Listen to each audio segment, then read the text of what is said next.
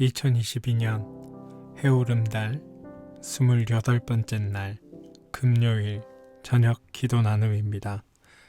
이 기도를 들으시는 모든 분들에게 하나님의 크신 위로하심과 축복하심이 함께 하시기를 소망합니다. 오늘 말씀은 로마서 11장 29절 말씀입니다.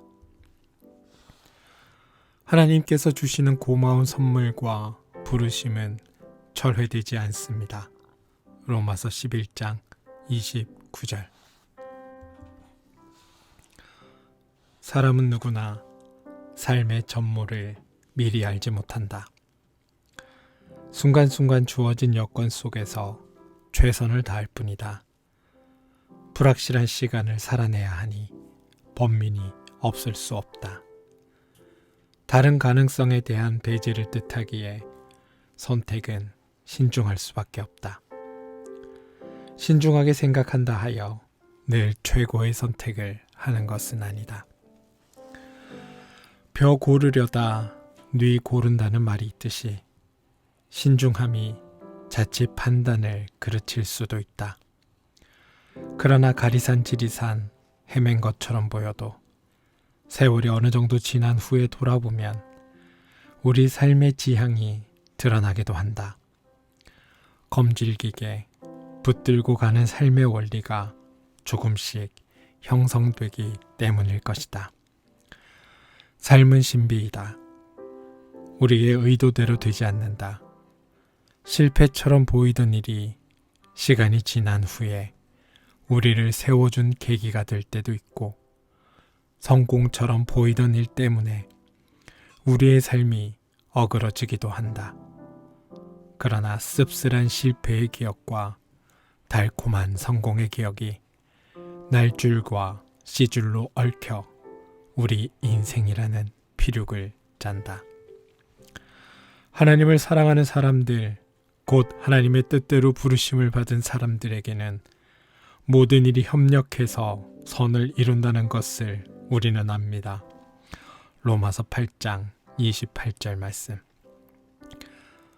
바울 사도의 이 말은 우리에게 큰 격려가 된다. 모든 일에는 우리가 긍정적으로 받아들이는 일과 부정적으로 받아들이는 일들이 다 내포된다. 죄와 허물과 실수투성이의 삶이라 해도 그것을 하나님께 맡길 때 하나님은 그 삶을 통해 새로운 현실을 빚으신다. 유대인들은 하나님의 택하심을 받은 백성이라는 자부심 속에서 살았다. 그 자부심은 그들이 공고한 생을 지탱해주는 내적 힘이었다. 그러나 그 자부심에 고착되어 새로운 현실을 받아들이지 않을 때 퇴행이 시작된다. 많은 유대인들이 예수가 전한 복음을 받아들이지 않았다. 수많은 표징을 보았음에도 불구하고 그들은 예수를 메시아로 받아들이지 않았다. 성전 체제를 부정하는 듯한 예수의 행태를 그들은 받아들일 수 없었던 것이다. 과거가 그들의 발목을 붙들어 현재를 오롯이 살지 못하게 한 것이다. 그렇다고 하여 복음이 시들어버린 것은 아니다. 복음은 이방인에게 흘러갔고 이방인 가운데 복음을 받아들인 이들은 구원의 신비를 맛보며 살았다. 그 모습이 유대인의 가슴에 불을 붙였다. 거룩함에 이르는 질투가 있다. 어거스틴의 회심도 거룩한 질투에서 촉발되었다. 그는 지인들이 복음을 위해 세속의 유혹을 뿌리쳤다는 소식을 듣고 친구인 알리비우스에게 말한다. 우린 어찌 된다? 너도 들었지? 도대체 이게 뭐냐? 무식꾼들이 불쑥 일어나서 하늘을 쟁취하는데, 그래 우리 학식을 가지고도 마음 하나 없어서 이렇게 피와 살 속에 뒹굴고 있구나. 아우구스티누스 고백록 최민순역 210쪽.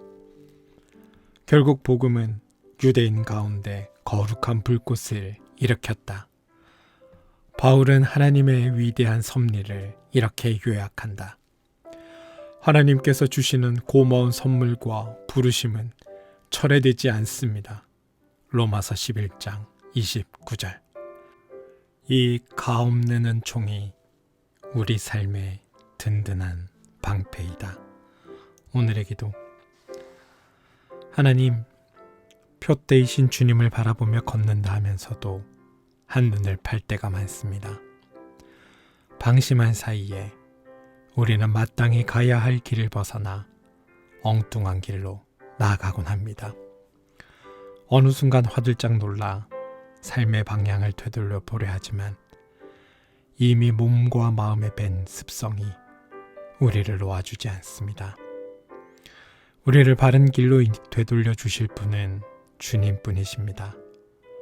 가시나무로 길을 막고 담을 둘러쳐서라도 우리가 헛된 것들을 따라가지 않도록 지켜주십시오.